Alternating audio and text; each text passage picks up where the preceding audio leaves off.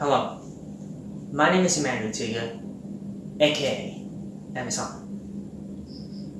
We are in the midst of trying to defend our rights and our sovereignty as we face different challenges brought upon the pandemic. And I hate to say this, but this has been a burden to everyone ever since. Freedom of the press is one of the integral parts of Philippine democracy, and without it, everything may or will fall apart. On May the 5th of 2020, we have witnessed the downfall of one of the frameworks of freedom of the press, ABS-CBN. And this year marks 1 year of #ABS-CBN shutdown. The Philippines' largest media conglomerate, who served millions of Filipinos for 65 years, has befallen to the Duterte administration due to the government's scrutiny and betrayal against the press and failure of compliance for the network to continue their service for 25 more years.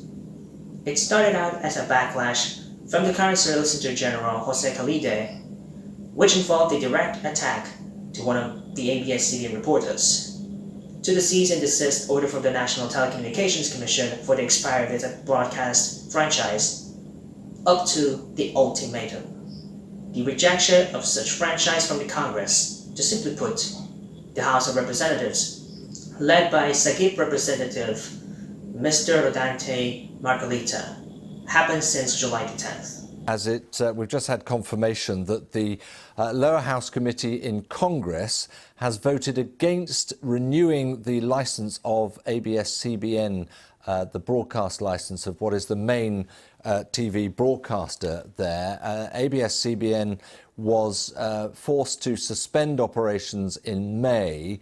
There were allegations and criticism that it had a bias against President Duterte at the time. Well, the vote was over whether or not to grant a 25-year franchise again to ABS-CBN, and it would appear that the Lower House Committee in Congress has voted against renewing that licence. So a major blow for the main broadcaster in the Philippines.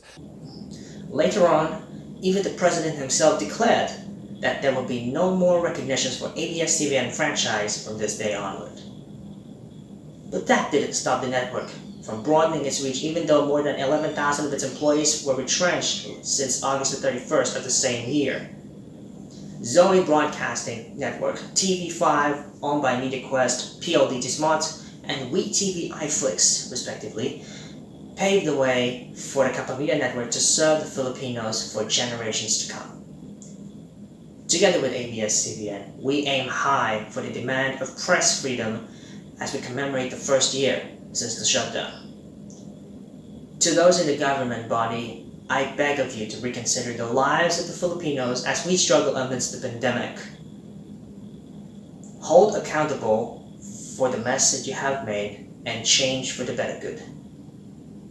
For President Duterte, in behalf of TLP and every Filipinos demanding for change, we ask you to resign. To those who defied the network's service and celebrated the fruit of the shutdown, may we hope for a brighter future for all of you. May you be grateful for what you do, for those are irreversible and cannot be taken back. For those who are still hoping to revive the legacy of the true network, we are with you praying for that to happen real soon. Thank you for sticking with us through this entire endeavor. This is Emmanuel Tiga, the founder of TLP, representing Channel 62 Philippines.